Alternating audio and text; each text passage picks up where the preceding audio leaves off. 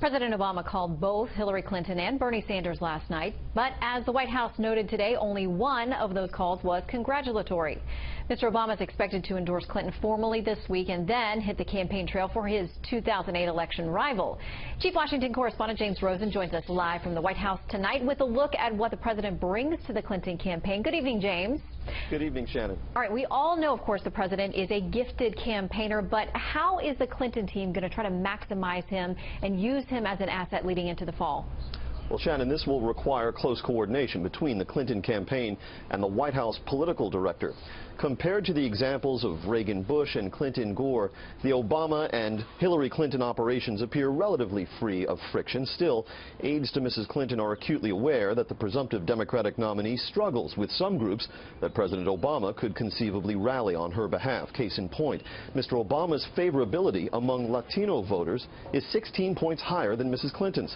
So look for the president to stump in places with high concentrations of Latinos like Florida and Colorado.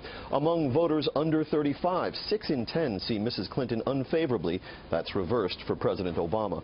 And among independents, both are underwater, but 3/4 of them view Mrs. Clinton unfavorably. One other group, college graduates, who approve of Mr. Obama 52 to 46, but who disapprove of Mrs. Clinton 61 to 37, Shannon. Interesting numbers. All right, James, among which groups could the president actually be a bit of a liability on the campaign trail? Well, the big trouble spot there is white voters who see both of the leading Democrats negatively. Mr. Obama's deficit is 15 points higher than the 57% who disapprove of Mrs. Clinton.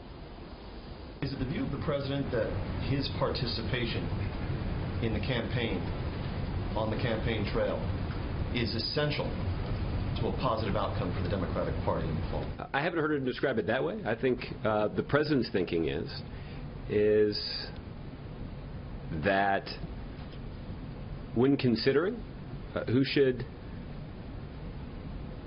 sit in the Oval Office for the next 4 years, the American people might be interested in the opinion of people who have previously sat at that desk.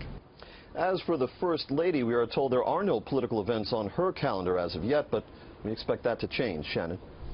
And very soon, probably. James Rosen live at the White House. Thank you, James.